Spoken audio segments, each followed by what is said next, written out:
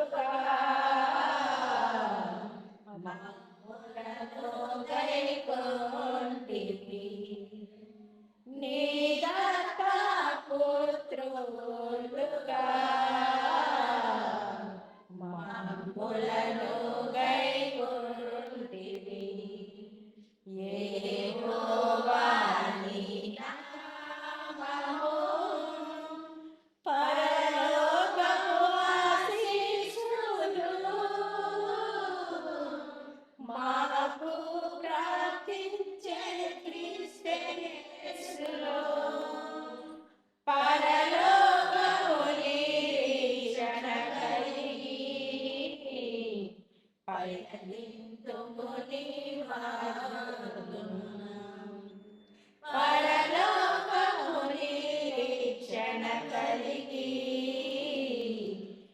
పయనింతుముని మార్గమున యెహోవా నీ నామము ఎంతో బలమైనది,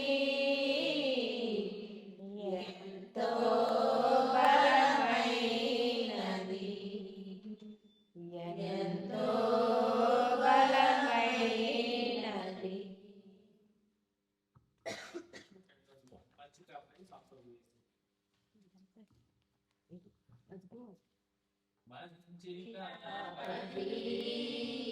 మా ప్రభు యేసే మా కొరకే ప్రాణమిచ్చే గొప్ప కాపరి, మంచి కాపరి. మా ప్రభు యేసే మా కొరకు ప్రాణమిచ్చే గొప్ప కాపరి, మరణమన్నను భయము లేదులే, మధురమైన ప్రేమతో మమ్ము కాయులే, మధురమైన ప్రేమతో మమ్ము కాయులే.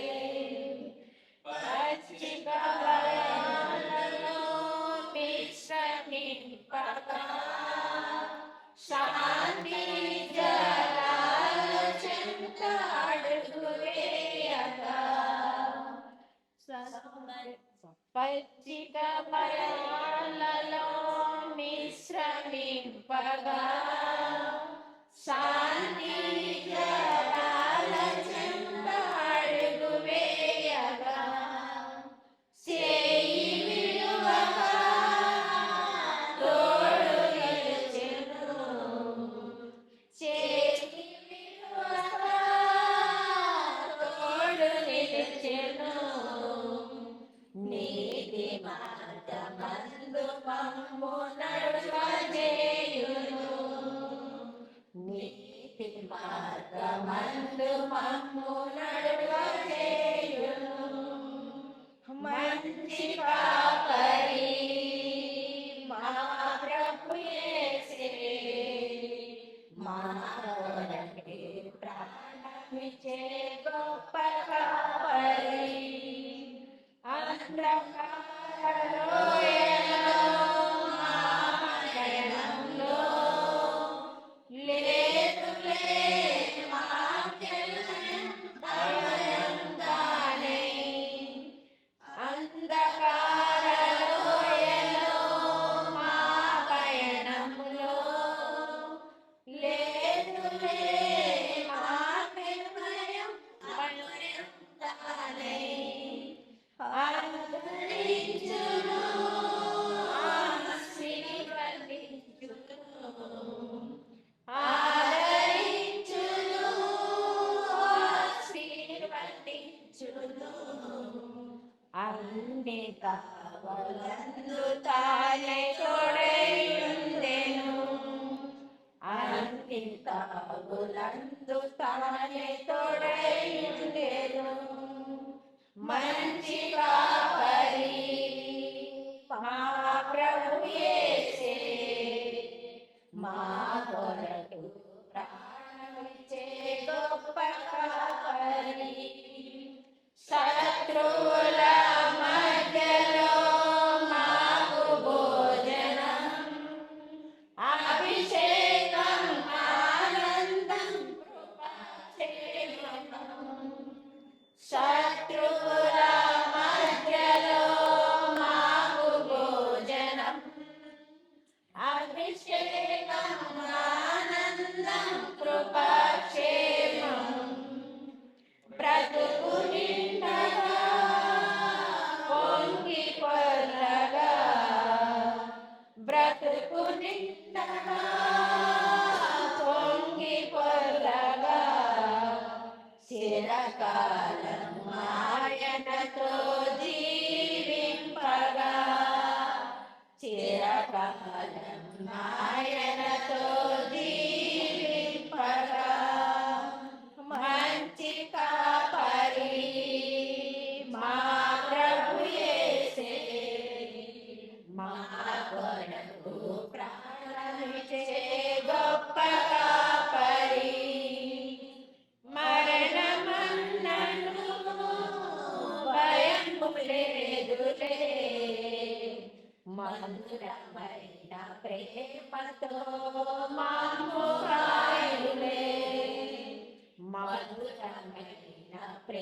మహిమతో మమ్ముగాయురే. ఇంతవరకు కీర్తన పాడుకుని తండ్రి దేవుని స్తుతించుకున్నామండి. మరి కీర్తన పాఠాన్ని సహకరించిన సహోదరులందరూ కూడా ప్రభుపేట ప్రత్యేక వందనాలు తెలియజేస్తానండి. రైట్, ఈరోజు మరి నెహెమ్యా గ్రంథం ఎన్నో అధ్యాయం అయింది, ఎన్నో అధ్యాయం ధ్యానించుకోవాలి. 7 అయిందా? 7వ అధ్యాయం అయింది, ఈరోజు 8వ అధ్యాయమా? 7వ అధ్యాయం ఏం నేర్చుకున్నాం చెప్పాలి త్వరగా. నగర ద్వారాలు ద్వారపాలకులు, అవునా? 1 నుంచి 4 వచ్చిన వరకు ఏం జరిగింది? ఆయన ఏం చేశాడు నెహెమ్యా గారు అంటే ముందుగా ఆయన సిద్ధపడ్డాడు. దేనికి? రాజుగారి దగ్గరికి వెళ్ళి వస్తాను అని అడిగినప్పుడు, పంపించినప్పుడు మరలా రాజుగారు కనిపించాలి. సో ఆ కనిపించడానికి వెళ్ళడానికి ఈ లోపల ఒక ఇద్దరిని ఏం చేసుకున్నాడు? నియమించుకున్నాడు, అంటే పెట్టాడన్నమాట. అందుకు నమ్మకమైన అధికారులు, అంటే నగర ద్వారాలో ద్వారపాలకులు పెట్టినప్పుడు, సో అందులో నమ్మకమైనటువంటి ఇద్దరిని, ఎవరాళ్ళు? బంధువు అయినటువంటి హననిని, అలాగే కోట అధిపతి అయిన హనన్య. హనన్య గురించి చెప్పాను. హనన్య అలాంటోడు నమ్మకమైన మనుష్యుడు, అట్ ది సేమ్ టైం దేవుని యందు భయభక్తులు గలవాడు. దేవుని యందు భయభక్తులు గలవాడు ఏం చేస్తాడో చాలా ఇదిగా ఉంటాడు, నమ్మకంగా ఉంటాడు. అవునా? ఇల్లంతట్లోనూ నమ్మకమైన వాడు, దేవుని ఇల్లంతట్లోనూ. ఎవరో? మోషే గారు. సో అలాగా దేవుని యందు భయభక్తులు గలవాడు కాబట్టే నమ్మకమైన మనుషుడిగా నెహెమ్యా హనన్యను నియమించుకున్నాడు. అలాగే చెర నుండి 5వ వచనం నుంచి పెద్ద వచనం ఇది, 5వ వచనం నుంచి 69వ వచనం వరకు మనం చెర నుండి తిరిగి వచ్చిన వాళ్ళ జాబితాని చూసాం. అంటే ఆయన ఆలయ సేవకులు చూసాం, ఎవరెవరు వచ్చారు. 45 నుంచి 57వ వచనం వరకు. అలాగే 66 నుంచి 69వ వచనం వరకు జన సమూహం, అంటే ఎవరెవరు వచ్చారు. సో వారితో పాటు జంతువుల సంఖ్య కూడా లిఖించారు. అలాగే 57 నుంచి 60 వచనం వరకు సొలొమోను సేవకులు వంశవాళ్ళు కూడా వచ్చారు. అంటే ఎవరెవరు వచ్చారు, ఏ వంశవాళ్ళు వచ్చారు, ఎవరెవరు వచ్చారు, ఆలయ సేవకులకు ఎంతమంది వచ్చారు సేవకులు. అలాగే సొలొమోను గారు మందిరం నిర్మించినప్పుడు ఆయన ఏర్పరిచినటువంటి సేవకులు వంశవాళ్ళు మనకు కనపడుతున్నాయి. సో చివరాఖరి 70 నుంచి 73 వచనంలో మనం అధికారులు, అలాగే దేవుని ప్రజలు, సామాన్యమైన ప్రజలు దేవుని సేవ కొరకు ఇచ్చినటువంటి కానుకలు వివరాల మనం జ్ఞాపకం చేసుకున్నాం గడిచిన బైబిల్ తరగతిలో. ఈరోజు 8వ అధ్యాయము. సో 8వ అధ్యాయంలో ముందుగా 8, 9 ఈ 10 అధ్యాయాలు వరుసగా మనకి ఇది దేవుని ప్రజలు. సో ఉజ్జీవ అనుభవం కనపడుతుంది మనకి. దేవుని ప్రజలు అంటే ఉజ్జీవం ఉంటారు, అంటే పని కంప్లీట్ అయింది. సో మనం ఎజ్రా గ్రంథం నుంచి చూసాం. ఇక్కడ ఎజ్రా గారు ప్రస్తావన కనపడుతుంది, అంటే సమకాలికులు అని చెప్పాను నేను. ఈ ఎజ్రా గారి టైంలో నెహెమ్యా గారు ఉన్నారు. సో ఎజ్రా నెహెమ్యా పుస్తకాలు 2 కలిపే ఉండి అని చెప్పాను, అవునా? సో ఎజ్రా గ్రంథము నెహెమ్యా, అంటే ఎజ్రా నెహెమ్యాలు 2 ఉండి, ఎజ్రా నెహెమ్యాగా ఉండి. సో కాలక్రమేణా 66 పుస్తకాల్లో 2 పుస్తకాల కింద మనకి కనపడుతున్నాయి. సో ఎజ్రా గారి టైంలో నెహెమ్యా గారు ఉన్నారు, సమకాలికులు ఇద్దరు. నెహెమ్యా గారి టైంలో ఎజ్రా గారు ఉన్నారు. ఎజ్రా శాస్త్రి గారు ఎట్ ది సేమ్ టైం యాజకుడిగా కూడా కనపడతాడు మనకి. అదే సందర్భం, అయ్యే విషయాలు ఈ 8వ అధ్యాయంలో మనకు కనపడతాయి, తారసపడతాయి. మీకు ఇంకా బాగా అర్థమవుతుంది, ఎజ్రాలో విషయాలన్నీ జ్ఞాపకం వస్తాయి మనకి. సో చూడండి, 1 నుంచి 12వ వచనం వరకు ఏం కనపడుతుంది అంటే ధర్మశాస్త్రాన్ని ప్రజలకు చదివి వినిపించిన వారు ఎజ్రా. తెలుసండి, నెహెమ్యా గారు ఈయన టైంలో ప్రాకారాలు కట్టే టైంలో, సో జనసమూహం అంటే సంఘంగా, అంటే సమూహంగా కూడుకుంటారు. కూడుకున్నప్పుడు ఏం చెప్పాలి? ఇప్పుడు సంఘంలో సంఘస్థలందరూ వచ్చారు, విశ్వాసాలందరూ వచ్చారు, ఏం చేయాలి? ముచ్చట్లు పెట్టుకోరండి. అక్కడ యాజకుడు వచ్చి, పాస్టర్ గారు వచ్చి వాక్యం చెప్పాలి. ఎజ్రా గారు వాక్యం చెప్పింది ఇక్కడ, తెలుసా? అద్భుతం. ఎజ్రా గారు వాక్యం చెప్పారు, ధర్మశాస్త్రాన్ని బోధించాడు. ఒక పీఠం మీద నించుని సహాయకుల్ని అటు ఇటు కుడి ఎడమ అధిపతుల్ని సేవకే నియమించినటువంటి అధిపతులను అటు ఇటు పెట్టుకుని ఈయన ఎత్తైనటువంటి వుడ్డుతో తయారు చేసినటువంటి పీట మీద నుంచి వాక్యం చెప్తాడు ప్రజలకి. దేని వాక్యం చెప్తాడు? చెప్పినాడు ఎజ్రాయే. ఎవరి టైంలో? నెహెమ్యా గారు ఉన్న టైంలో. చూడండి, చదువుకుంటే మనకు అర్థమవుతుంది. సో ఇందులోనే చూడండి, పరిశుద్ధ సమాజముగా కూడుకుంటారు. ముందేళ్ళు పరిశుద్ధ సమాజంగా అంటే సంఘముగా కూడుకుంటారు. కూడుకున్నప్పుడు సో చూడండి, ఈ మొదటి నుంచి 12వ వచనం వరకు ధర్మశాస్త్రాన్ని ప్రజలకు చదివి వినిపించాడు. చదివి వినిపించిందే ఎజ్రా, శాస్త్రిగాను యాజకుడిగా కూడా కనపడుతున్నాడు. సో 2 నుంచి 8వ వచనం ఈ మధ్యలో అంటే 1 నుంచి 12 మధ్యలో చూడండి, ఎజ్రా ఉపదేశాలు, ఆ, ఎజ్రా ఎజ్రాతో పాటు ఉపదేశం ఇచ్చే ఉపదేశకులను పీఠం ఎక్కి ధర్మశాస్త్రాన్ని చదివి దాని భావాన్ని ప్రజలకు స్పష్టంగా విశదపరుస్తారు, తెలియపరుస్తారు. దాని భావం కూడా వాక్యం చెప్పడమే కాదు, వాక్యాన్ని వివరించారంట. ఎజ్రాతో పాటు మిగతా వారందరూ మనకు కనపడచ్చు. చూడండి, చదువుకుందాం. 8వ అధ్యాయము మొదటి నుంచి చదువుకుంటే చూడండి, 7వ నెల రాగా, సో 7వ నెల వచ్చింది అంటే యూదుల నెలలో 7వ నెల. సో మనకి 7వ నెల ఇక్కడ ఇంగ్లీష్ క్యాలెండర్ ప్రకారం ఎన్నో నెల? 7వ నెల జూలయా? వారికి జూలై కాదు, యూదుల నెలలో నేను చెప్పాను నేను. వారికి 7వ నెల వచ్చినప్పుడు ఇజ్రాయేలు తమ పట్టణంలో నివాసులై ఉండిరి. అప్పుడు జనులందరూ ఏక మనస్కులై, చూడండి అందరూ ఏక మనస్కులే అంటే మనస్తత్వాలన్నీ ఒకే విధంగా ఉన్నాయి. చూసారా? ఆ టైంలో వారి మనస్తత్వాలు అంటే ఈనాటి మన మనస్తత్వాలకి ఆనాటి వారి మనస్తత్వాలు చాలా వ్యత్యాసం. అసలు అసలు పొంతనే ఉండదు. అందరూ ఏక మనస్కులే అంటే ఒకే మనసు కలిగి, అంటే ఒకే మనసు కలిగిందంటే నీకు ఏ ఆశ ఉండదు. ఆడికి ఎక్కువ ఉంది, నాకు తక్కువ ఉంది, ఆడి ఇల్లు అంత పెద్దదే, నా ఇల్లు ఎంత చిన్నదే, ఆడి కారు ఉంది, నాకు సైకిల్ కూడా లేదు, ఇవి ఉండి కాదండి. మనకిప్పుడు ఈ భేదాభిప్రాయాలు, ఈ ఈ అసూయతో కూడుకున్నటువంటి మనస్తత్వాలన్నీ ఇప్పుడున్నాయి. కానీ ఆనాటి ప్రజలు, ఇజ్రాయేల్ ప్రజల్లో సో ఏక మనస్కులై ఉన్నారంట. నీకు లేదు నాకు ఉందనే ఏడుపునే వాళ్ళు లేరు ఆ టైంలో. చూడండి అంత క్రమశిక్షణగా వారు ఉన్నారు. సో నడిపింది దేవుడే, వారిని మలిచింది మోషే ద్వారా. వారికి చక్కగా నియమ నిబంధనలతో ధర్మశాస్త్రాన్ని ఇచ్చి ఒక క్రమశిక్షణతో కూడినటువంటి ఆ ధర్మశాస్త్రాన్ని అనుసరించి అంటే వాక్యానుసారంగా నడిచారు వాళ్ళు. సో రాను వాక్యాన్ని మీరి మర్చిపోయి దేవునికి విరోధంగా నడిచారు తప్పితే ప్రారంభంలో మరి లేకపోతే ఒక్కడు కూడా మాట అయినోడైతే కణాన్ని ఎలా చేస్తారు? అవునా? ఎన్నోళ్ళు మధ్యలో రాలేరు, మొత్తం వెనకంటే లేరు, ఉన్నారు. సో చక్కగా కణాన్ని చేరేవారు చాలామంది. మార్గ మధ్యలో వ్యతిరేకించిన వాళ్ళు, వాక్యాన్ని మీరిన వాళ్ళు. కానీ ఆ కణాన్ని చేరినా కూడా దేవుని మాటని మర్చిపోయారు, దేవుడినే మర్చిపోయారు. దేవుని కొరతకి పాత్రలే చెరకెళ్ళారు. ఆ చెరక నుంచి తిరిగి వచ్చిన వాళ్ళే ఇప్పుడు మనం చదువుకుంటాం. ఆ టైం ఎజ్రా గారి హయాంలో 3 గుంపుల్లో నెహెమ్యా గారు, ఎజ్రా నుంచి నెహెమ్యా వరకు 3 గుంపుల్లో వచ్చిన వారే ఇప్పుడు మళ్ళీ చూడండి. దేవుని ఉగ్రతకు గురైతే అలాగే ఉంటుంది. ప్రతి చిన్నదే చూస్తాడు దేవుడు. చూడండి ఏం జరిగింది. చూడండి, ఏక మనస్కులై నీటి గుమ్మము ఎదుటనున్న, వచ్చిందా? జ్ఞాపకం వచ్చిందా? నీటి గుమ్మము మనం ఎన్ని గుమ్మాలు చూసాం? సో నీటి గుమ్మము ఎదుటనున్న మైదానమునకు వచ్చి యెహోవా ఇజ్రాయేలుకు ఆజ్ఞాపించిన మోషే ధర్మశాస్త్ర గ్రంథము తెమ్మని ఎజ్రా అను శాస్త్రితో చెప్పగా. చూసారా? ఎజ్రా వచ్చిరా? సమకాలికులు.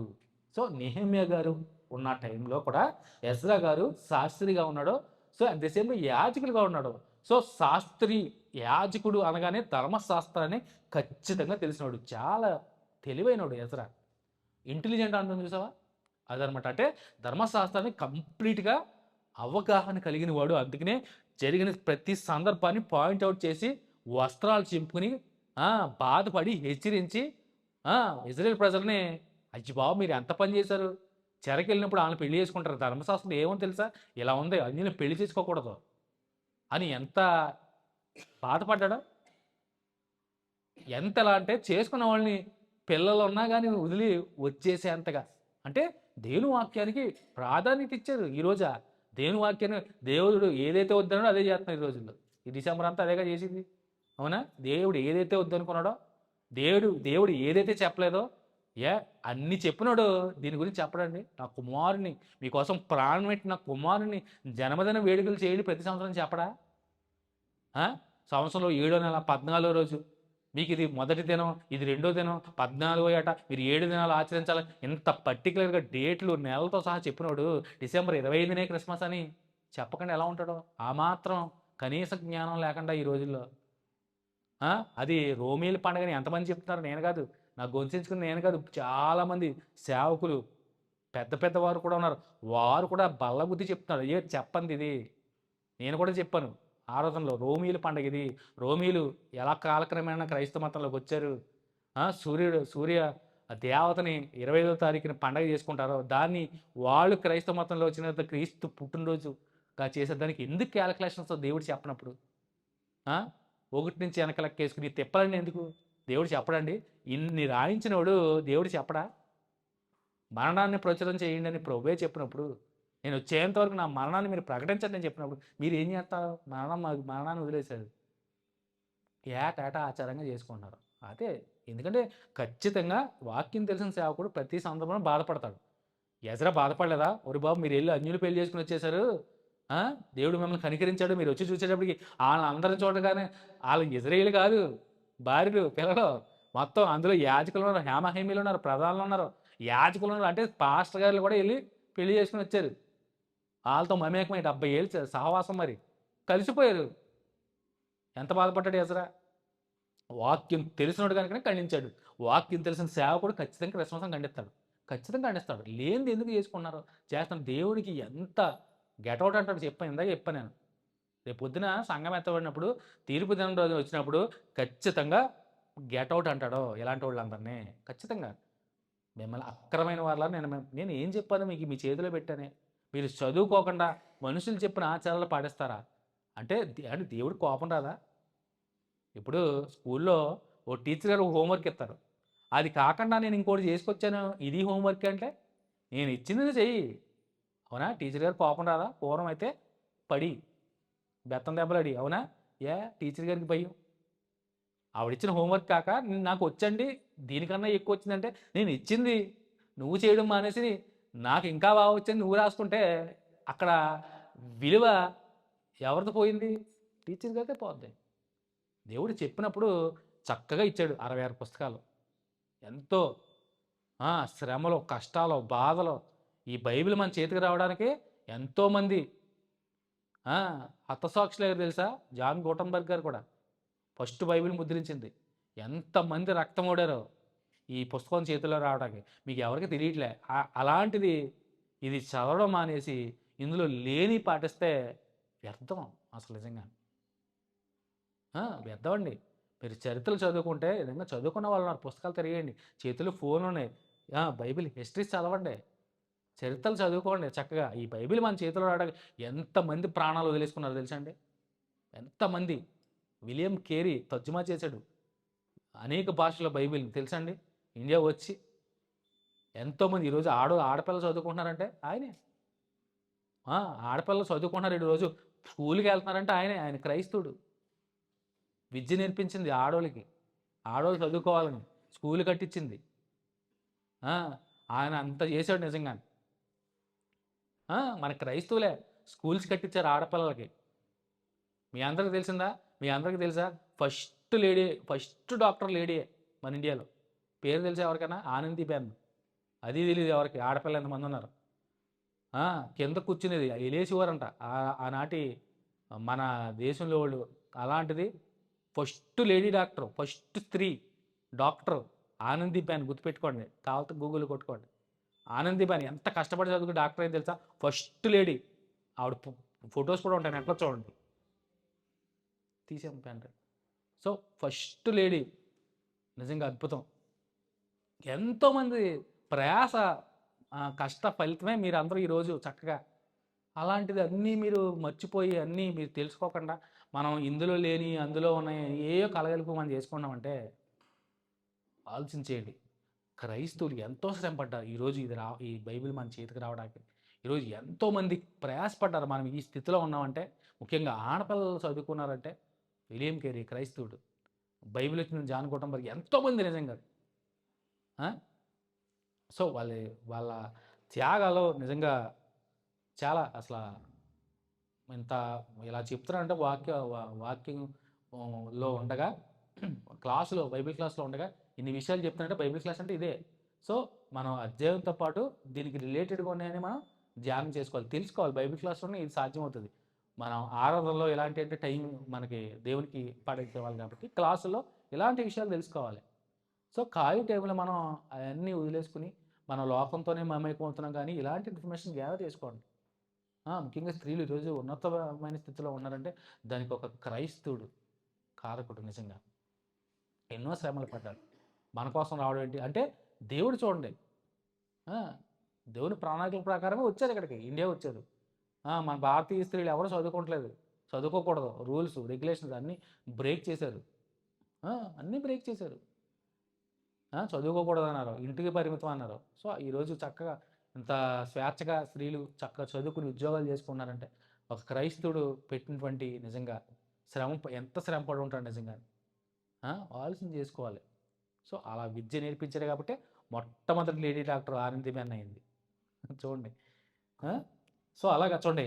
ఎజ్రా 7వ మాసము యాజకుడైన ఎజ్రా 7వ మాసము మొదటి దినమున చదవబడుదాన్ని గ్రహింప శక్తి గల స్త్రీ పురుషులు కలిగిన సమాజమంతటికి ఎదుటను ఆ ధర్మశాస్త్రం గ్రంథము తీసుకొని వచ్చి, సో అంటే తోరని ధర్మశాస్త్రాన్ని తీసుకొని వచ్చారంట. నీటి గుమ్మం ఎదుటినున్న మైదానంలో ఉదయం మొదలుకొని మధ్యాహ్నం వరకు నిలుచున్న ఆ స్త్రీ పురుషులకు తెలివితో వినగల వారందరికీ చదివి వినిపించుచు వచ్చెను. చూడండి, ఎప్పటి నుంచి ఎప్పటి వరకు అంట? ఉదయం మొదలుకొని మధ్యాహ్నం వరకు నిలుచున్న ఆ స్త్రీ పురుషులకు, ఇంతకు కూర్చోలేదల్లో నిలుచున్న ఉదయం నుంచి మధ్యాహ్నం వరకు మనం కూర్చుని గంట వాకి వెంటకి సోపాలు అడిపోతున్నాం ఆదివారం. అవునా? నిజంగానండి నిజంగా. అసలు ఆరాధనకి టైంకి రమ్మంటే ఎన్నిసార్లు చెప్పుంటాను, రారు. కానీ ఇలా ఉదయం నుంచి మధ్యాహ్నం వరకు నించుని వాక్యం విన్నారంట. చూడండి, ఏముంది వాళ్ళకి వ్యత్యాసం? అప్పటికి ఇప్పటికి ఏమైనా ఉందా? మనం కుర్చీలు ఎడుతున్నాం, చక్కగా అన్ని ఫెసిలిటీ ఎడుతున్నాం, ఆ దాహం ఎత్తే బయట వాటర్ ఎడుతున్నాం, ఫ్యాన్లు ఎడుతున్నాం వేసవకాలం, కొన్ని చర్చలు అయితే ఏసీలు కూడా ఉన్నాయి. చూడండి, అన్ని ఫెసిలిటీస్ కలెక్ట్ చేసుకుని అంతలా ఇచ్చేసినా కానీ వాక్యం వింటాక మన వాళ్ళకి బద్ధకం, నిద్ర. వాక్యం దేనికి ప్రాధాన్యత ఇస్తున్నాం? ఖచ్చితంగా దేవుని తీర్పులో ఖచ్చితంగా చూడండి చాలామంది విడవబడతారో చూసుకోండి. చాలామంది విడవబడతారు. మేము చర్చిలకు వస్తున్నాం, మేము అన్నింటిలో పార్టిసిపేట్ చేస్తున్నాం, మేము అంత ఎత్తున్నాం ఇంత ఎత్తున్నాం, మేము భక్తి పరులు, మేము ఎక్కడ పడితే అక్కడ ప్రాధాన్యత, ఎక్కడ పడితే అక్కడ వెళ్ళిపోతున్నాం అంటే అది వ్యర్థం అంటాడు. అది దేవుడు హృదయాన్ని చూస్తాడు. ఎవరైతే దేవునికి హృదయానుసారులుగా ఉంటారో వారే. అలాంటి వారిని చూస్ చేసుకున్నాడు. ఇందాక నుంచి చెప్పాను, మరియా, యోసేపు. అంతమంది స్త్రీలు మరియమ్మ గారే కనపడ్డారు. ఆవిడ పరిశుద్ధంగా జీవించింది. యంగ్ లేడీ కాదు, ఆవిడ పరిశుద్ధంగా జీవించింది, భక్తిపర్రాలు. అందుకనే ధన్యురాలు అయింది ఆవిడ. అవునా? ఆ ధన్యురాలనే దేవుడు చూశాడు పరలోకం నుంచి. చూసి చేసుకున్నాడు, పిక్ చేసుకున్నాడు, పరిశుద్ధాత్మ పంపించాడు, గర్భాన్ని ధరింపజేశాడు. ఆవుకెత్తి అయితే యోసేపు గారు అద్భుతం. అసలు ఆయన ఒక రకంగా చెప్పాలంటే ఆయన సాట్ అయిన నాకు తెలిసి ఆ టైంలో ఎవరు ఉండుంటారు బహుశా. అబ్బా ఎన్ని శ్రమలు అసలు. మరీ ఒక ఎత్తి అయితే మరీకి మించి యోసేపు మన పెద్దగా ప్రస్తావన పట్టించుకోరండి యోసేపుని. చాలామంది మరియమ్మ గారు తల్లి మరియ గర్భంలో పుట్టిన పాటలు పాడి కట్టారు, కానీ యోసేపు పేరు ఒక్కరు తెలుసుకోరు. నాకు తెలిసి ఆ టైంలో అసలు ఇప్పటికైనా యోసేపు ది బెస్ట్ హస్బెండే ఒక రకంగా చెప్పాలండి. అదేనా? ఎలాంటి హస్బెండ్? పరిశుద్ధాత్మతోనూ గర్భం దాల్స్తే కొంచెం అనుమానం పడినా సెటరేట్ అయ్యాడు. పరిశుద్ధాత్మ దేవుని దూత వచ్చి చెప్పినప్పుడు సెటరేట్ అయ్యాడు. కొంచెం అప్పటికి అనుమానంతో ఉన్నాడు, వదిలేద్దాం అనుకున్నాడు, కానీ లోబడ్డాడు, విడిచిపెట్టలే. ఎంత ప్రయాసపడ్డాడో నిజంగానే. బెత్లెహేంలో వెళ్ళడం ఏంటి, ఎంత ఈ రోజులో ఫెసిలిటీస్ ఏమీ లేవు, అక్కడికి వెళ్ళటం ఏంటి, అక్కడ బిడ్డను జన్మనివ్వడం ఏంటి, స్తత్రంలో చోటు కూడా లేకుండా, అక్కడ బిడ్డన ప్లేస్ కూడా నించునే ఉండుంటారు బహుశా, ప్లేస్ కూడా లేకపోతే ఆ బిడ్డని పశువుల తొట్లు పొడుగొట్టు పెట్టడం ఏంటి, రాజాజ్ఞ రావడం, చంపేస్తాడు పిల్లలందరూ, వెంటనే మళ్ళీ అక్కడి నుంచి అక్కడికి ఐగుప్తుకి వెళ్ళడం ఏంటి, రాజు చచ్చిపోయేంత వరకు ఐగుప్తులు ఎన్ని శ్రమలు పడి ఉంటారో అసలు చూడండి. మనం వెళ్ళాడని సింపుల్గా చెప్పుకుంటున్నాం, అవునా? ఇప్పుడు ఇక్కడి నుంచి విజయవాడలో లేదంటే వైజాగ్ వెళ్ళాలో అంతెందుకు హైదరాబాద్ వెళ్ళాలంటే రాత్రంతా ప్రయాణం చేస్తాం మనం. ఏది స్పీడ్కి వెళ్ళే వాహనాలతో వేల మైళ్ళు ఎలా వెళ్ళిపోయి ఉంటారు. పక్కనేం లేదండి, బెత్లెహేము ఐగుప్తు. ఆ, మళ్ళా చచ్చిపోయి ఐగుప్తు నుంచి మళ్ళీ నాజరేతుకి. ఈ మధ్యలో తెలుసు యోసేపుకి అనుమానంతో ఉన్నాడు, కానీ దూత చెప్పగానే విడిచిపెట్టేలే, వదిలేసి వెళ్ళిపోలే. పశువుల పాకలో వదిలేసి వెళ్ళిపోవచ్చు మరేమని విడిచిపెట్టలే.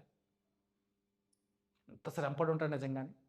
బాల్యంతరాలను తీసుకుని యేసుప్రభువాన్ని, పసిబాలు నుండి యేసుక్రీస్తు ప్రభువాన్ని తీసుకుని ఎంత ప్రయాణం చేసి ఉంటాడో.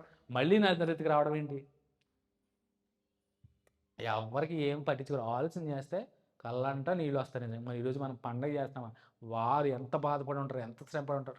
సంతోషమే, ఆయన పుట్టాడు. కాకపోతే ఏంటంటే దీని వెనక ఎంత చరిత్ర ఉంది, ఎంత అర్థం ఉంది. మనం అర్థం చేసుకుని చదువుకుంటే బైబిల్ నిజంగా బాధేస్తూ ఉంటుంది. సంతోషం ఎక్కడ ఉంది? వాళ్ళు శ్రమపడ్డారు. ఒక లోకరక్షకుడిని మనకి ఇలాగ ఇచ్చేశారంటే వాళ్ళు ఎంత శ్రమలు పడి ఉంటారు. మరియమ్మ గారు అయితే నిజంగా అసలు యోసేపు గానే గుర్తుపెట్టుకోరు ఎవరిని. యోసేపు గారు గుర్తుపెట్టుకోరు అసలు. ఆయన యోసేపు అనే మాట కూడా పెద్దగా ఎవరో ఏదో పుట్టాడు యోసేపు ఇలా స్టోరీ చెప్పుకుంటారు, కానీ యోసేపుని ఎవరో జ్ఞాపకం చేసుకోరండి నిజంగా. ఒకవేళ యోసేపు వదిలేస్తే, విడిచిపెట్టేసి వెళ్ళిపోతే. సో వాళ్ళు లోబడే హృదయం గలవారు, దేవుని యందు భయభక్తులు కలవారు కనుకనే యోసేపు మరిని పిక్ చేసుకున్నాడు దేవుడు. గుర్తుపెట్టుకోండి. సో చూడండి, ఆ స్త్రీ పురుషులకు తెలివితో వినగల వారందరికీ చదివి వినిపించుచూ వచ్చెను. ఆ జనులందరూ ధర్మశాస్త్ర గ్రంథంను శ్రద్ధతో వినిరి. మనకలా వాక్యం చెప్తుంటే అటు ఇటు చూసేవాళ్ళు ఏం కాదు అప్పుడు. శ్రద్ధగా విన్నారంటండి. సో వినిరి. సో అంతటా శాస్త్రియగు ఎజ్రా ఆ పని కొరకు కర్రతో చేయబడిన యొక్క పీఠము మీద నిలవబడెను. మరియు అతని దగ్గర కుడి పార్శ్వమందు మత్తిత్య, శమ, అనయ, ఊరియా, హిల్కియా, మయకేష, మయషేయ అనువారును, అతని ఎడమ పార్శ్వమందు పెదయ, మిషాయేలు, మల్కియా, హాషుము, హష్పద్దాన, జకర్య, బెషుల్లాము అనువారును నిలుచుండిరి. అంటే ఆయన ఎత్తైన పీఠం చెక్కతో చేసిన ఆ డయాస్ మీద అనమాట. ఒక రకంగా ఎక్కి ఆ పక్కన కుడి ఎడమ సపోర్టర్ అంటే ఎవరాళ్ళు ప్రధానం పెట్టుకుని ఆయన వాక్యం చెప్పాడు. ఆయన వాక్యం చెప్పాడు అంటండి. సో ఎత్తుగా నిలబడి చూడండి, అప్పుడు ఎజ్రా అందరికంటే ఎత్తుగా నిలబడి జనులందరినూ చూచుండగా గ్రంథమును విప్పెను. ఏ గ్రంథము? ధర్మశాస్త్ర గ్రంథము. సో వాక్యాన్ని విప్పాడు, చెప్తున్నాడు. చూడండి, నిలవబడి చూడండి, విప్పగానే జనులందరూ నిలవబడిరి. చూడండి, ఆయన ఎప్పుడైతే బైబిల్ ఓపెన్ చేయగానే అందరూ లేచి నిల్చున్నారంట. మనోళ్ళు ముగి ప్రార్థన చేసుకుని అందరూ లేచి నిలబడి అబ్బే కూర్చుని వాళ్ళు అసలు విధేయత లేదు, వినయం లేదు అసలు. చూడండి అప్పటికి ఇప్పటికీ ఎంత వ్యత్యాసమండి. సో నించిన వాక్యం విన్నారంట వాళ్ళు. సో చూడండి, ఎజ్రా అప్పుడు జనులందరూ నించినప్పుడు చూడండి, ఎజ్రా మహాదేవుడైన యెహోవాను స్తుతింపగా జనులందరూ తమ చేతులు ఎత్తి ఆమేన్ ఆమేన్ అని పలుకుచు నేలకు ముఖములు వంచుకొని యెహోవాకు నమస్కరించిరి. అంటే ఎంత భక్తి, ఎంత వినయం దేవుడు అంటే వారికి. మనక వాక్యం చెప్తుంటే ఇర్రెస్పాన్సిబుల్, ఇర్రెక్లెస్గా చాలామంది, కొంతమంది బయట మాట్లాడుకుంటున్నారు, బయట కూర్చున్నారు. అసలు దేవుని వాక్యం అసలు ఎంత ఇది అండి, ఎంత శక్తి ఉంటుంది దేవుని వాక్యంలో. లోపల కూర్చుంటాక బద్ధకం, వీలున్నా కానీ లోపల కూర్చుంటాక ప్రయత్నం చేయట్లేదు. కానీ చాలామంది బయట కూర్చున్నారు నిజంగా. చాలామంది పోనీ ఏమైనా కూర్చుని వాక్యం విన్నారంటే ఎళ్ళకడ మా కబుర్లు, ఆ కబుర్లు, ఈ కబుర్లు, ముచ్చట్లు. దేవుడు ఖచ్చితంగా అందరినీ చూస్తున్నాడు. సో బయట కూర్చునే వాళ్ళు, లోన కూర్చునే వాళ్ళు కూడా వాళ్ళు చూసి వాళ్ళు ఆగిపోతున్నారు బయట. చూడండి, లోపల కూర్చుంటానికి ప్రయత్నం చేయట్లేదు ఎవరు. అంటే శ్రద్ధ ఎక్కడ ఉంది మీకు? అవునా, మనకి శ్రద్ధ ఎక్కడ ఉంది? వాక్యం వినేటప్పుడు చూడండి, వేళ నేలకై ఉంచారంట తలకాయలు, తల దించుకున్నారు. దించుకుని ఏం చేశారు? యెహోవాకు నమస్కరించిరి.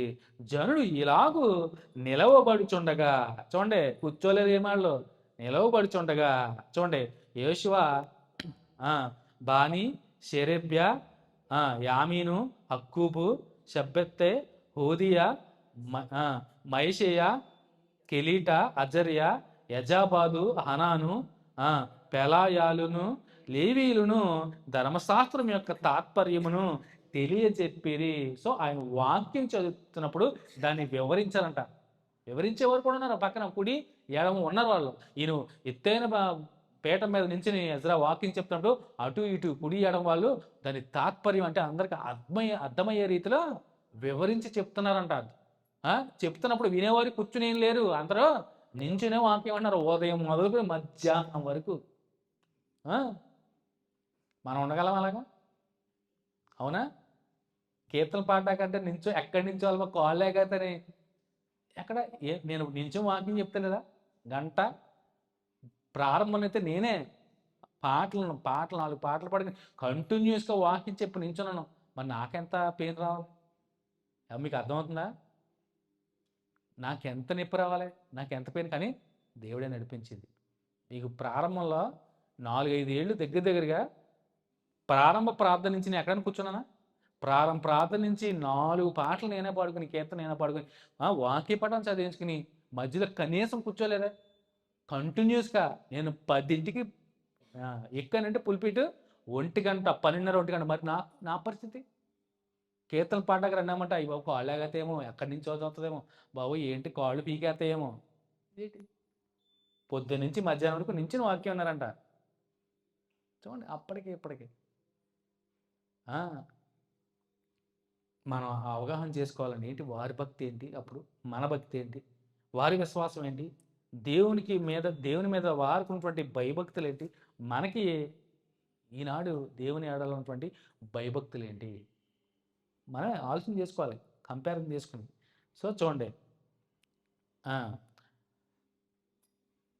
తాత్పర్యం ఎవరికి చెప్పారంట. ఇటీవలనే వారు దేవుని గ్రంథమును స్పష్టముగా చదివి వినిపించి జనులు బాగుగా గ్రహించినట్లు దానికి అర్థము చెప్పిరి. వాక్యం చెప్పి దాన్ని అర్థమయ్యే రీతిలో విడమర్చి అందరికి అర్థమయ్యేలాగా చెప్పారంట. చూడండి చెప్పిరి. జనులందరూ ధర్మశాస్త్ర గ్రంథపు మాటలు విని ఏడ్వ మొదలు పెట్టగా, అంటే మరి వాక్యం మెత్తగా ఉండదండి, పొడుస్తుంది. అవునా? పాపాలని ఒప్పింపజేస్తుంది, పాపాలని జ్ఞాపం చేస్తుంది. మీరు చేసినటువంటి అతిక్రమాలు, ఆజ్ఞలు అతిక్రమించిన పాపాలు అన్నీ, పూర్వపు దినాల్లో జరిగిన సంఘటనలన్నీ చెప్పి వివరించి, ఇలా చేశారు నీ పితరుల్లో, ఇలా చేశారు మీ పూర్వీకులు అని చెప్పినప్పుడు వెలుగెత్తి ఏడవడం మొదలెట్టారంట. అవునా? వాక్యం చెప్తుంటే సేవకుడు పొడుతుంటే, ఇదిగో వాక్యం నా కోసమే చెప్తున్నాడు ఈరోజు పాస్టర్, మానేతం చచ్చి అయిపోయింది. కోపం. అలాగే ఎంతమంది లేరండి? మా నాన్నగారు ఉన్నప్పటి నుంచి చాలా కోపం మానేసిన వాళ్ళు ఎంతమంది లేరు? అంటే వారు వాక్యానికి లోపట్లేదు. ఆయన మీకోసం ఎందుకు చెప్తాడు ఆయన? ఇప్పుడు నేనైనా మీకోసం ఏంది చెప్తాను, మీతో ఏంటి నాకు? అవునా? వాక్యం ఉన్నది చెప్తే ఎవరు ఎప్పుడైతే హృదయాన్ని తాకుతుందో, పొడవ పడిందో అప్పుడే మారు మనసు కలుగుతుంది. వీళ్ళకి మారు మనసు వచ్చింది, మనక కోపం వస్తుంది. వీళ్ళకి రావచ్చు కదా. ఇప్పుడు ఎందుకు ఏడిశారు, వీళ్ళు ఎందుకు ఏడిశారు? అందుకనే వెనకాల ఉన్నటువంటి పాపపు స్థితిని జ్ఞాపం చేశాడు. మీరు పలానా టైంలో మీరు అందరూ, మీ పూర్వీకులు, మీ పితలందరూ ఇలా ఉన్నారో, భ్రష్టులు అయిపోయారు అనగానే ఎలుగెత్తి ఏడవ మొదలెట్టారు. ఈరోజు సేవకుడు వాక్యం చెప్తుంటే అదిగో పాస్టర్గా నా కోసం చెప్తాడు, తగులుతుందండి. ఎవరికైనా వాక్యం గుచ్చుకుంటుంది. వాక్యానుసారంగా వాక్యం బోధించేటప్పుడు సేవకుడు ఖచ్చితంగా ఎవరో ఒకటి హృదయాన్ని తాకుతాయి. వాళ్ళు మీకు గుచ్చుకున్నారు, నన్నే అంటాడో, నన్నే టార్గెట్ చేశాడు, నన్నే తిడతాడు అంటే చాలా తప్పది. సేవకులు చాలామంది వాక్యమే చెప్పకూడదు. ఇంకా మిమ్మల్ని ఒప్పేసి తప్పేసి మిమ్మల్ని ఆకాశం ఎత్తి మీకు దాన్ని ఏమంటారో సోపు రాయడం అంటారు చూసారా, ఎన్నపూస రాయడం, అలాంటివి చేయడండి సేవకుడు ఎప్పుడు. నిజంగా అలా చేశాడంటే నిజమైన సేవకుడు ఎప్పుడు అలా చేయడు. వాక్యం ఖచ్చితంగా ముక్కుసూటుగానే చెప్తాడు, ఖండిస్తాడు, గద్దిస్తాడు, బుద్ధి చెప్తాడు. త్రోవ తప్పే గొర్రెని ఒక లాంటి వాయిస్తో కాపరే చెప్తాడు, వినలేదనుకోండి కర్ర ఉపయోగిస్తాడు ఖచ్చితంగా. ఆ స్టేజ్ దాకా తెచ్చుకోకూడదు. అవునా? ముందుగా ఒక విజిల్ లాంటిది ఏదో వేస్తాడు సౌండ్, గొర్రెలు తప్పేవన్నీ చక్కగా లైన్లోకి వెళ్తాయి. పక్కకి వెళ్ళి పచ్చికి చూడగానే అవి ఏమవుతాయి, ఇదవుతాయి, తొందరపడతాయి, తినేద్దామని వెళ్ళి ఒకలాంటి విజిల్ వేస్తాడు, అది తప్పుకుంటుంది. తప్పుకోలేదు అనుకోండి కర్ర విసిరేస్తాడు. ఇది చూసారా, గొర్రెలు వెళ్ళినప్పుడు కర్రతో ఎలా అంటాడు, లేదంటే ఇసురుతాడు, కోపం తెచ్చుకుంటాడు అట్ల మీద, ఎందుకంటే మాట్లాడలేదు కాబట్టి. సో హెచ్చరిస్తాడు సేవకుడు. అంతేగాని అమ్మ మీకు తాయిలాలు ఇస్తాడో ప్రభు, మీకు అయ్యి ఇస్తాడో, 7 వారాలు ప్రార్థన చేస్తే మీ ఇంట్లో అది వస్తుంది, మీకు డబ్బులు వస్తాయి, మీరు అనుకున్న ఇల్లు కట్టేసుకుంటారో, మీరు ఇన్ని వారాలు ప్రార్థన ఇవన్నీ ఆ, ఇవి సరైనవి కాదండి. ఇవి సరైనవి కాదు. సో మీరు విశ్వాసంతో ప్రార్థన చేస్తే దేవుడు ఏది అడిగినా ఇస్తాడు. కొంచెం అటు ఇట్లో టైం పట్టొచ్చు, దేవుని చిత్తం అది, దేవుడు ఇవ్వాలి. టైం పట్టొచ్చు, దేవుని అధీనంలో ఉన్నాయి అన్నీ. సమయాలు, కాలాలు అన్నీ కూడా దేవుని అధీనంలో ఉన్నాయి. అన్నీ కూడా సమస్తము దినాలు, కాలాలు సమస్తం ఆయన చేతిలో ఉన్నాయి. ఎక్కడికి వచ్చింది అందరూ ఏడబాబు మొదలు పెట్టారంట. చూడండి, ఎప్పుడు ఎందుకు ఏడిచారు? జనులందరూ ధర్మశాస్త్రపు మాటలు విని, అంటే వాక్యం విని ఏడిచారంట. ఈ రోజుల్లో వాక్యం చెప్తున్నప్పుడు సేవకుడు వాక్యం విని ఎంతమంది ఏడుతున్నారు? బాధపడుతుంది. అయ్యో వాక్యం తాగలు వింటే కదా ఏడవడానికి. వింటున్నారా? అతి కొద్ది మంది, అందరూ కాదు కానీ చాలా మంది వింటున్నారు. అతి కొద్ది మంది వింటలే. ఆ సంఘంలో కూడా చాలా మంది వినేవారు ఉన్నారండి. భక్తులు, భయభక్తులు కలిగి ఉన్నారు. ఎంతమంది లేరు, చాలా మంది ఉన్నారు. చాలా మంది ఉన్నారు, అందరినీ అంటలేదు కానీ చాలా మంది ఉన్నారు నిజంగా. సో అతి కొద్ది మంది. సో వాళ్ళ కోసం చెప్తున్నాను తప్పితే అందరి గురించి ఏం కాదు మాటలు. సో వినాలి. సో అలాంటి వారు ఉంటే మనం ఆరాధనకి ఎందుకు వస్తున్నాం? వాక్యాన్ని ధ్యానించుకోవాలి, దేవుని ఆరాధించుకోవాలి వాక్యం ద్వారా. సో ఆయన స్తుతించుకోవాలి. సో ఆయన చేసిన మేలన్నింటినీ జ్ఞాపకం చేసుకోవాలి, ఆయనకి థ్యాంక్స్ చెప్పుకోవాలి. అది కదా దేవునికి మనం ప్రతి ఆదివారం స్తుతులు చెల్లించుకుని. అందుకనే కదా ఆయన కొనియాడుతూ. సో వీరు కూడా సో ఎందుకు కూడుకున్నారు? సో అందుకని వాక్యం చెప్పగానే అందరూ ఏడవ మొదలు పెట్టారు. అప్పుడు చూడండి, అధికారి అయినటువంటి నెహెమ్యాయు, చూడండి నెహెమ్యా గారు చూడండి, అధికారి అయినటువంటి నెహెమ్యాయు, యాజకుడును శాస్త్రియు ఎజ్రాయు, అంటే వారిద్దరూ కలిసి జనులకు బోధించు లేవీల్ని. సో అంటే నెహెమ్యా, ఎజ్రా ఇద్దరు వచ్చి జనులకు బోధించు లేవీలను, మీరు దుఃఖపడవద్దు, ఏడవద్దు, ఈ దినము మీ దేవుడైన యెహోవాకు ప్రతిష్ఠిత దినమని జనులతో చెప్పిరి. సో మీరు ఎందుకు ఏడుస్తున్నారు? ఏడవద్దు. సో వాళ్ళని ఓదారుస్తున్నాడు. ఎవరో? ఎజ్రాను, నెహెమ్యా. సో లేవీని ఓదారుస్తున్నాడు, మొత్తం అందరినీ ఓదారుస్తూ, మీరు ఏడవద్దు, మీ దేవుడిని యెహోవాకు ప్రతిష్ఠిత దినమని జనులతో చెప్పిరి. మరియు అతడు వారితో ఇతను, పదండి, క్రొవ్విన మాంసమును భక్షించుడి, మధురమైన దాని పానము చేయుడి, ఇదివరకు తమ కొరకు ఏమీ సిద్ధము చేసుకుని వారికి వంతులు పంపించుడి, ఏలయనగా ఈ దినము మన ప్రభువునకు ప్రతిష్ఠితమాయను, మీరు దుఃఖపడకుడి, యెహోవాయందు ఆనందించుట వలన మీరు బలము పొందుదురు. అలాగున లేవీలు జనులందరినీ ఓదార్చి, మీరు దుఃఖము మానుడి, ఇది పరిశుద్ధ దినము, మీరు దుఃఖపడకూడదని వారితో అనిరి. సో ఎజ్రా, నెహెమ్యా లేవీలు ఏడిచినప్పుడు వారికి చెప్పినప్పుడు లేవీలందరూ వెళ్ళి, జనులందరూ మీరు ఏడవద్దు, మనకి దేవుని పరిశుద్ధ దినము, ప్రతిష్ఠిత దినము, మనం అందరం కూడా సంతోషిద్దాం, దుఃఖాన్ని పక్కన పెడతాం, సంతోషిద్దాము, దేవుని దినం ఇది అని చెప్పుకుని. చూడండి, ఆ తర్వాత జనులు తమకు తెలియజేయబడిన మాటలన్నింటినీ గ్రహించి తినుటకును త్రాగుటకును లేని వారికి ఫలహారమును పంపించుటకును సంభ్రమగా ఉండుటకును ఎవరి ఇండ్లకు వారు వెళ్ళిరి. ఇక్కడ మీకు ఒక విషయం అర్థం అవ్వాలి. ముందే అధ్యాయాల్లో వీరు అంటే తోటివారి పరిస్థితి ఎలా ఉంది? తోటివారి పట్ల నేను చెప్పాను, ఆహారం కొరత వచ్చినప్పుడు చాలా ఇబ్బంది పడ్డారు. వారిలో డబ్బులు ఉన్న వాళ్ళు ఏంటంటే ఆహారం ఇవ్వటానికి ఆ పిల్లల్ని దాసీలుగా చేసేసుకోవడం, లేదా అధిక వడ్డీలు వేసేసుకోవడం, వాళ్ళని నడ్డి వెరగొట్టారని చెప్పాను చూసారా? ఎవరో? వీరి ప్రజలే, తోటివారే. అప్పుడు నెహెమ్యా గారు దాన్ని నోటీస్ చేసి వెంటనే మీరు ఎవరికి ఎలా పనిచేయదు, మీ తోటివారే కదా, మీరు ఇలా చేయడం ఏంటి, మీరు అప్పులు ఇస్తున్నారా, మీరు వడ్డీలు వేస్తున్నారా, మీరు ఉచితంగానే పెట్టాలి కానీ ఇలా చేయకూడదు అని వాళ్ళని ఖండించి గద్దించి బుద్ధి చెప్పాడు. సో అప్పటికనే ఇప్పటికే వ్యత్యాసం చేశారా? వీళ్ళు ఏం చేస్తున్నారు ఇప్పుడు? దేనికి లోపడ్డారు? దీని అంతటిగా మార్పు ఏంటి? వాక్యమే. వాక్యం చెప్పాడా ఎజ్రా? మొత్తం ప్రధానం వేసుకుని మొత్తం అందరూ పీఠం ఎక్కి వాక్యం చెప్పాడా? ఎందుకు ఏడిశారు? అయ్యో మేము ఇలా చేసాం, ప్రాకారం కట్టినప్పుడు వాళ్ళకి ఆహారం లేవు, నా తోటి వారికి దేవుని ప్రజలు మావారికి, నా సహోదరులకి, నా సాటి సహోదరులకి తిండి లేనప్పుడు నేను వారిని ఇబ్బంది పెట్టి వారి దగ్గరికి తిండిచ్చి నేను వాళ్ళ పిల్లలు లాక్కున్నాను బానిసత్వం కింద, అధిక అప్పులు ఇచ్చి వడ్డీలు అధికంగా విధించి వాళ్ళని బాధ పెట్టానే, పీల్చి పిప్పు చేశానే, వాళ్ళ రక్తాన్ని తాగేశానే అని అనుకుని వాక్యం పొడవబడింది వాళ్ళకి. పొడవపడగానే వెంటనే రియలైజ్ అయ్యారు. ఏం చేశారు ఇప్పుడు? ఉచితంగా చూడండి, లేని వాళ్ళకి ఆహారం పంచారంట. చూడండి ఎంత మార్పు నిజంగానే. ఆ! జనులు తమకు తెలియజేయబడిన మాటలన్నింటినీ గ్రహించి తినుటకును, త్రాగుటకును, లేని వారికి ఫలహారములు పంపించుటకును, సంభ్రమగా ఉండుటకును ఎవరి ఇళ్ళకు వారు వెళ్ళిరి. ఎంత పెనుమార్పు వచ్చింది చూసారా వాక్యం. వాక్యం వినడం వల్ల.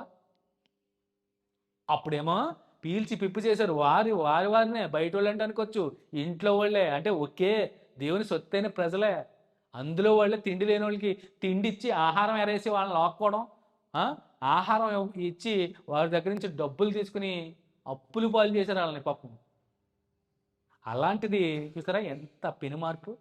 వాక్యమే వారిని మార్చింది. ధర్మశాస్త్రం వాక్యం ఎప్పుడైతే చదివి వినిపించాడో, వివరంగా చెప్పారో, పొద్దునుంచి మధ్యాహ్నం వరకు నుంచి విన్నారో, శ్రద్ధగా విన్నారో. పూర్వం టీచర్లు ఏమి అప్పచెప్పల వాళ్ళందరూ నించుని చదవమని ఎందుకు? ఆ నొప్పి వల్ల గవ్వ వచ్చేద్దండి. మోకాళ్ళేం చదవమని ఎందుకు? ఆ నొప్పులు గవ్వ చదివేస్తారండి. ఆ బాధలు అన్నీ ఎక్కుతాయి బుర్రకే. ఉత్తనే ఏదో కక్ష కట్టి ఏమి ఇచ్చేవారు కాదండి. ఎండలో నించిపోతారు ఎందుకు? ఆ బాధకి ఇది బుర్రకి ఎక్కుతుంది, త్వరగా వచ్చేది. అందుకే నించొని విన్నారు వాక్యం. వాళ్ళు వెంటనే వాక్యం విన్నారు కాబట్టి ఏడ్చారు. శ్రద్ధగా విన్నారు. ఏడ్చి పెనుమార్పు నిజంగానే. అప్పుడేమో దోచుకున్నారు తోటి వారిని, ఇప్పుడేమో పండగ వాతావరణం చేసుకున్నారు. పండగ చేసుకుని చక్కగా అందరికి పలహారాలు పంచిపెట్టారు. ఎంత మార్పు నిజంగా. తిండి పంచిపెట్టారంట నిజంగానే. ఆ? ఆ. ఆ. సో చూడండి,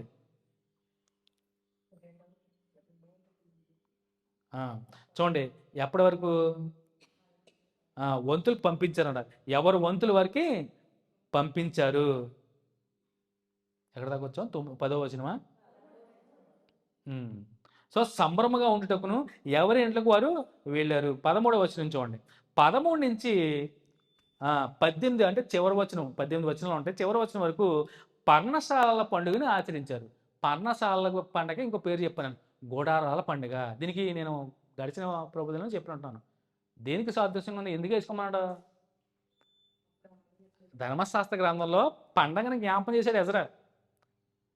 ఎందుకు? మీరు ఐగుప్తులో ఉన్నప్పుడు చెర నుంచి విడిపించి, బానిసత్వం నుంచి విడిపించి, పాలు తేళ్లు ప్రవహించే దేశాన్ని ప్రవేశపెట్టే మధ్యలో 40 సంవత్సరాల అరణ్య మార్గంలో మీరు అటు ఇటు తిరిగిలాడినప్పుడు మీకు గుడారాల్లో నివసించారు పూర్వీకులు. సో దాన్ని జ్ఞాపకం చేసుకోవడానికి మీరు కూడా గుడారాలు వేసుకుని 7 రోజులు పండగ ఏమన్నారు? ధర్మశాస్త్రంలో ఉన్న పండగ 7 పండగలు ఎప్పుడు చూసారా మీకు? సో ఆ గుడారాలు వేసుకున్నారు. ఎందుకు? ఆ గుడారాలు ఎందుకు సాదృశ్యంగా వేసుకోమన్నాడు? తండ్రి దేవుడు, యెహోవా దేవుడు గుడారాలు వేసుకుని మీరు ఎందుకు నివసించమన్నారు? మీరు పరదేశులు, యాత్రికులు. మీరు స్థిరమైన వాళ్ళు కాదు ఇక్కడ. మీరు యాత్రికులే, పరదేశులు. టెంట్ ఎలా అయితే ఎప్పుడు ఇప్పేసి పక్కనే మూల పెడతామో అలాగే మీరు కూడా. మీరు భూమి మీద యాత్రికులు, పరదేశులు మాత్రమే సూచనగా టెంట్లో ఉన్నారు. వాళ్ళు గుడారాలు వేసుకుని ఉన్నారు. టెంపరీ అయ్యి టెంట్లో. సో దానికి గుర్తుగా మీరు అరణ్యంలో గుడారాలు వేసుకుని మీరు పరదేశులుగా ఉండి అటు ఇటు ఇదే అని చూసారా? దాన్ని జ్ఞాపకం చేసుకుంటే పండుగ ఆచరించమన్నాడు. ఆ పర్ణశాల అంటే పాక వేయగానే, ఆ పందిరి వేయగానే జ్ఞాపకం చేయాలి. పరిస్థితి, సిచ్యువేషన్ జ్ఞాపకం చేసుకుంటాయి. అప్పుడు ఇచ్చాడు యూదులకి. మరి అన్ని పండుగలు చేస్తున్నప్పుడు క్రిస్మస్ చేసేవాళ్ళు కూడా ఇది కూడా చేయాలి కదా. మరి పర్ణశాల పండుగ యూదులు చేస్తారు ఇప్పటికీ, మరి ఇది కూడా చేయాలి కదా. బైబిల్లో ఉంది కదా అది కూడా. మరి అవి చేయట్లేదే, ఆ పండుగలు చేయట్లేదే. అప్పుడేమో అది మాకు క్రైస్తవులకి ఇవ్వలేదండి, యూదులకి ఇచ్చారండి అంటే అసలు క్రైస్తవులకు పండగలే లేవు క్రొత్త నిబంధనలో ఇవ్వలేదు. ఇప్పుడు ఇచ్చాడు ధర్మశాస్త్రంలో పాటించాలి. పండగ చేయకపోతే దేవుని ఒకరితో లోనవుతారు. ఇవన్నీ పాటించమని చెప్పాడు దేవుడు. పాటించలే, మర్చిపోయారు. ఇప్పుడు మొదలెట్టారు వీళ్ళు. చూడండి, అది చెప్తున్నాడు. చూడండి, 2వ దినమందు జనులందరూ పెద్దలతో ప్రధానులైన వారును, యాజకులను, లేవీలను ధర్మశాస్త్ర గ్రంథము మాటలు వినవలని. అంటే 2వ రోజు కూడా ధర్మశాస్త్రం అంటే వాక్యాన్ని వినడానికి ఏమయ్యారు? మాటలు వినవలని శాస్త్రి అయిన ఎజ్రా యొద్దకు కూడి వచ్చిరి. సో చూడండి, వాక్యం చెప్పించుకోవడానికి వచ్చారు పాస్టర్ గారి దగ్గరికి, ఎజ్రా గారి దగ్గరికి. చూడండి, ఈరోజు వస్తున్నారు అలాగా వాక్యం చెప్పండి గారిని ఎవరు వస్తున్నారా? అసలు ప్రార్థన ఎవరు వస్తలేదు. తేలకొడికి సరిగ్గా వస్తలేదు, బైబిల్ క్లాస్కి సరిగ్గా వస్తలేదు, ఆరాధనకి అయితే పనులు ఉంటే మానేస్తున్నారు, పనులు లేకపోతే వస్తున్నారు. అవునా? కొంతమంది అంతే కదా. వీళ్ళైతే వాక్యం చెప్పించుకోవడానికి వెళ్ళారు రెండో రోజు. యజ్రా శాస్త్రి అయినటువంటి యాజకుడైనటువంటి యజ్రా దగ్గరికి వెళ్ళారు. సో యెహోవా మోషేకు దయచేసిన గ్రంథంలో చూడగా 7వ మాసపు ఉత్సవ కాలమందు ఇజ్రాయేలు పర్ణశాలలో నివాసము చేయవలని వ్రాయబడి ఉండుట కనుగొనెను. చూడండి, ధర్మశాస్త్రం చదువుతున్నప్పుడు దీన్ని నోటీస్ చేశాడు యజ్రా. అప్పుడు ఇది చెప్పినప్పుడు వీళ్ళు ఏం చేశారు వెంటనే, మరియు వారు తమ తమ పట్టణములన్నిటిలోనూ యెరూషలేములోను ప్రకటన చేసి తెలియజేయవలసింది ఏమనగా, వీరు పర్వతమునకు పోయి ఒలివ చెట్ల కొమ్మలను, అడవి ఒలివ చెట్ల కొమ్మలను, గొంజి చెట్ల కొమ్మలను, ఈత చెట్ల కొమ్మలను, గుబురు గల వేరు చెట్ల కొమ్మలను తెచ్చి వ్రాయబడినట్లుగా పర్ణశాలలో కట్టవలను.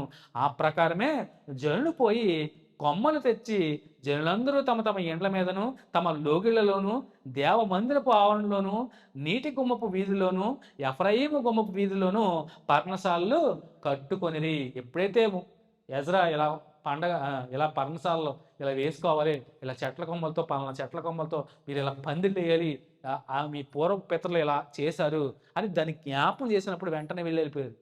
అందరూ వెళ్ళిపోయారు, అవి తెచ్చేసుకున్నారు, పందిళ్ళు వేసుకున్నారు అంట మొత్తం అందరూ కూడా. చూడండి, కట్టుకొనిరి.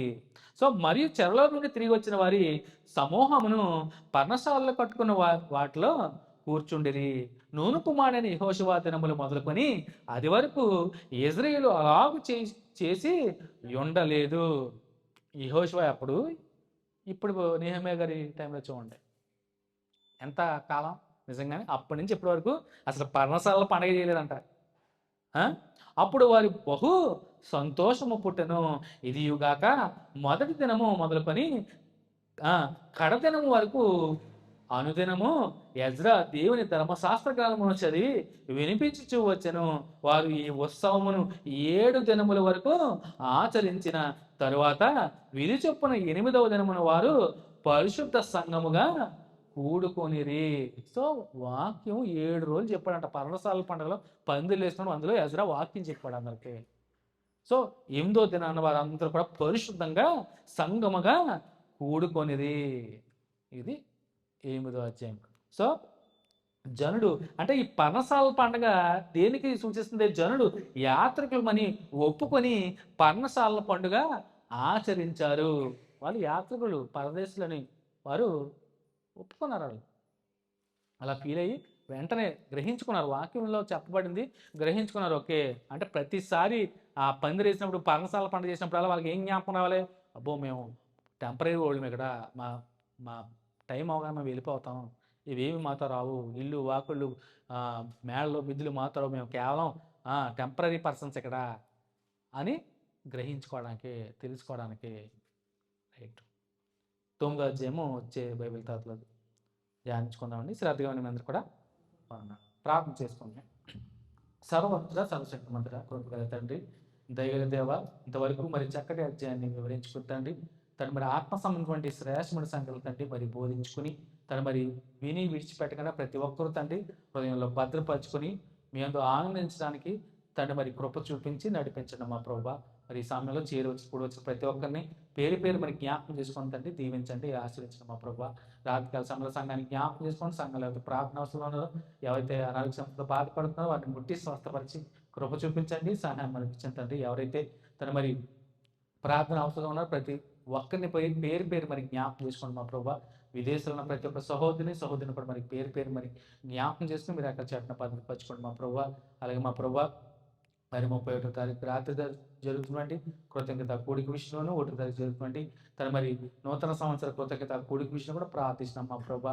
ఆ కార్యక్రమాలన్నిటి తను మరి మంచి వాతావరణాన్ని గ్రహించి తను మరి మీకు మహిమకరంగాను ఘనముగాను జరిగించుకోవడానికి తండ్రి మీ యొక్క కృపను ప్రేమను మా అందరికీ అనుగ్రహించి నడిపించమని మా తండ్రి మీ చిత్తమైతే మనకు బైబిల్ తర్వాత మేము కలుసుకుని శ్రేష్టమైన సంగతులు ఆ జీవం ద్వారా వివరించుకోవడానికి మాకు మరొక తరగతి మాకు అనుగ్రహించి నడిపించమని మరి ముగించి వెళ్తుండగా మాకు మధ్యలో తోడేయండి, క్షేమంగాను సురక్షితంగాను వారి చేర్చి నడిపించమని ఈ పాసం చేర్చుకోమని యేసుక్రీస్తు ప్రవర్తన ప్రార్థించి వేడుకుంటున్నాం మా ప్రియ పరలోకపు తండ్రి.